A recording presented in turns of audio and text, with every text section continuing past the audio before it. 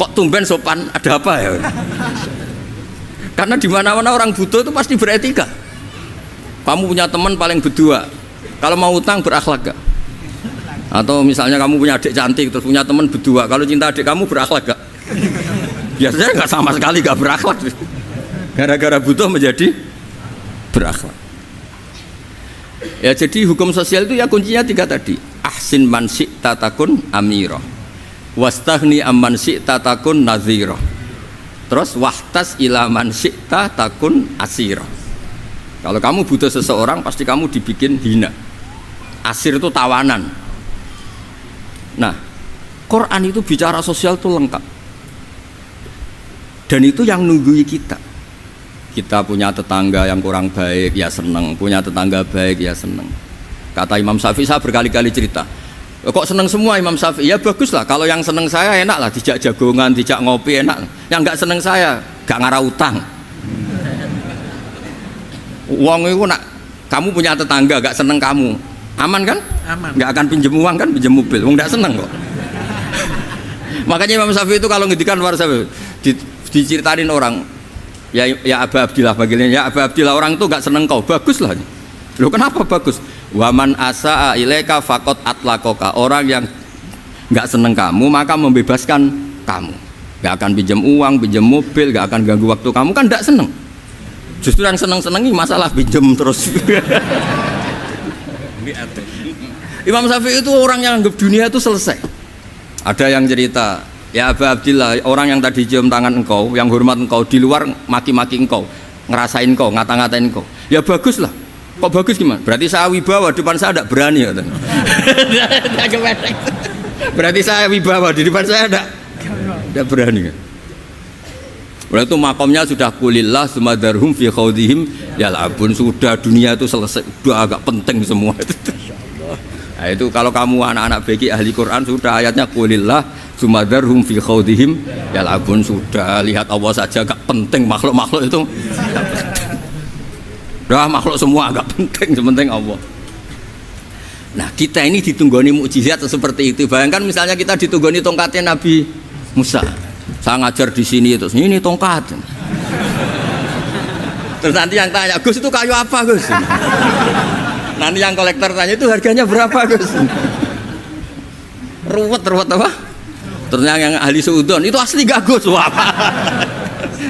Yang ahli suudon kan mesti tanyanya gitu, itu asli enggak Gus? Repot-repot pokoknya. Tapi kalau Quran kan jelas, kenapa? Jelas. Ya terus saya teruskan.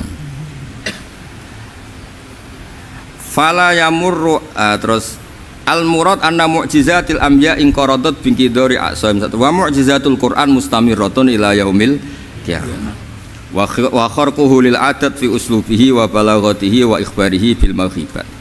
Terus kata ini yang ngarang Fathul Bari sarahnya Imam Bukhari, fala yamurru asrun minal a'sar illa wa yadharu fihi shay'un mimma akhbaru bi annahu sayakun yadullu ala sihhati da'wahu wa hadza aqwal muhtamilat wa takmiluhu fil ladzi ba'da wa qilani ya anal al makna anal mu'jizat al madiyah kanat khissiyatan tusyahadu bil absar kana qati sholeh wa asa Musa.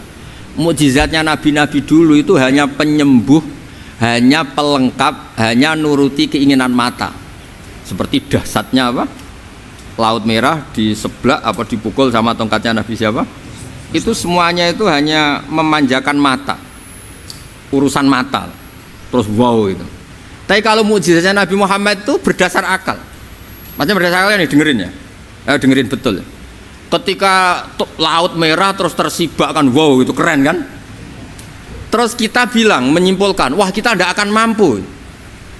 Itu bodoh sekali kesimpulan kita tidak akan mampu. Meskipun bikin nyamuk Anda juga tidak mampu. Loh untuk memutuskan tidak mampu saja kok sampai pertunjukan seperti itu tuh laopo, cek goblok gitu. Nah kalau kita karena umat yang pinter untuk memaksa kita nggak mampu, Allah bilang innallaha la yastahi ayadriba mathalam ma ba'ud. Kita melihat nyamuk langsung berkesimpulan tidak mampu. Saya berkali-kali cerita nyamuk itu sudah kecil, masih punya urat, uratnya kayak apa? Masih punya kuman, kumannya seberapa? Ya enggak, nyamuk itu kecil, punya organ tubuh, organ tubuhnya punya urat. Itu kalau kamu pinter, antara tongkatnya Nabi Musa menyibak Laut Merah sama nyamuk itu sama-sama berkesimpulan melahirkan satu faham bahwa kita tidak mampu. Loh, untuk memaksa tidak mampu saja kok pertunjukan ada onta keluar dari batu Nakotu Soleh, ada tongkat yang bisa mengeringkan Laut Merah. Cik goblok ya. Lah kita alhamdulillah ada jenis goblok yang seperti ini. Untuk ikrar bahwa Allah itu hebat ala kulli syai'in, cukup lihat nyamuk, kagum kan? Sudah tidak usah bikin hidup. Saya berkali-kali mencontohkan. Para pemahat tak suruh bikin patung gajah itu mampu, tak suruh bikin patung nyamuk kalau bisa. Nyari materi dari apa coba? Gampang mana bikin patung gajah sampai patung nyamuk? Gajah, makanya Allah bikinnya contoh itu untuk ijaz itu pakai nyamuk bukan pakai gajah. Itu kalau ustadz-ustadz yang agak jorok malah contohnya nyamuk Gus. Itu kecil. Itu kayak apa? Di dalamnya dia hamil gitu. Itu anaknya kecil lagi, telurnya kecil lagi, itu gimana itu cara bikin itu? Makanya di sini ada kitab Itqon, itu komentarnya itu lucu. Ini kitab Al-Itqon karangannya Imam Suyuti. Ini persis komentar saya tadi yang kata Imam Suyuti, pengarang kitab Itqon. Wa ya imma khissiyah wa imma aqliyah. Jadi mukjizat itu ada yang fisik, bisa dilihat indra, panca indra, bisa dilihat akal. Wa aktsaru mu'jizati Bani Israil kanat khissiyah li baladatihim. Bilada itu goblok, wa qillati basairihim. Dasar wong goblok. Mukjizat kok ngenteni sing wow. Maksudnya dasar untuk ngakui Allah hebat saja kok nunggu hal-hal yang seperti itu gitu. Paham gitu?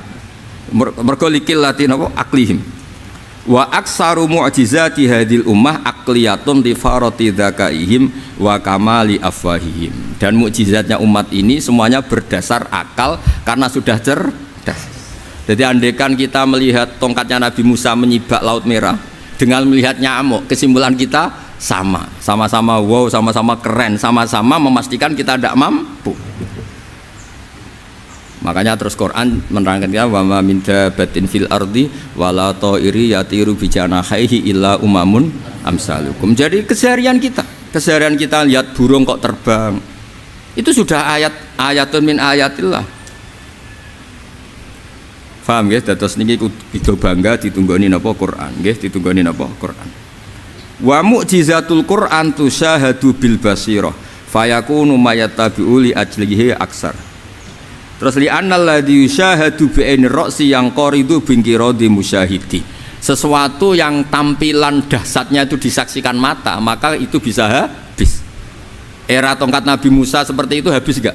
Bisa mengeringkan Laut Merah, habis kan? Tapi era mukjizatnya Quran ila yaumil qiyamah. Ya contoh sosial, saya kembali lagi ke sosial. Kamu punya teman awet atau punya istri awet, itu konsepnya ya wal kadhiminal ghaidh, agak gampang tersinggung. Coba kalau kamu setiap tersinggung putus, setiap tersinggung habis, kamu tidak punya teman, tidak punya istri. Sampai kita awet seperti ini, kalau kecewa ya wal kadhiminal ghaidh, ngempet.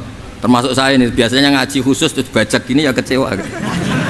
Tapi barokahnya diwarai Quran wal kadhiminal ghaidh, ngempet Gus, ngempet.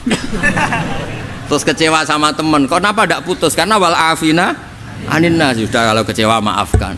Coba kalau kita kecewa presiden demo, kecewa menteri demo, kecewa orang tua minggat, ya kalau dicari, kalau tidak kan malu.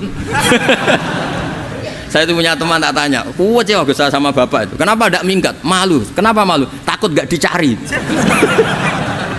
Itu orang tuh paling malu itu kalau keluar dari rumah nggak di. Saya punya teman lagi, saya ini takut mati Gus. Kenapa? Takut istri saya tidak nangis Gus. Itu kematian terburuk itu kalau sudah mati, tahu istrinya tidak nangis. Oh, itu malu betul itu. Makanya jangan mati. Pokoknya pastikan orang sekeliling Anda nangis itu baru berani mati. Kalau tidak jangan. Ya, jadi mukjizatnya Nabi itu luar biasa. Walladzi yusyahadu bi'ainil aqli bakin yusyahiduhu kullu man jaa ba'dal awali mustamirran. Sesuatu ilmiah, sesuatu agama atau apa saja yang logis itu akan abadi ila yaumil. Kayak tadi Ketika kita kecil diajari apa? Wujud, kidam, baqo, mukhalafatul hawadisi, qiyamuhu binafsihi, wahdaniyat, qudrat, iradat. Itu ila yaumil qiyamah. Karena kita pasti punya logika tadi, masa alam raya yang maujud didahului ketiadaan. Kemudian ketiadaan ini kita rumuskan, ketiadaan inilah yang bikin alam raya. Di mana-mana nihilisme, ketiadaan ya layu asfiru say'an, namanya tiada ya tidak punya akibat apa?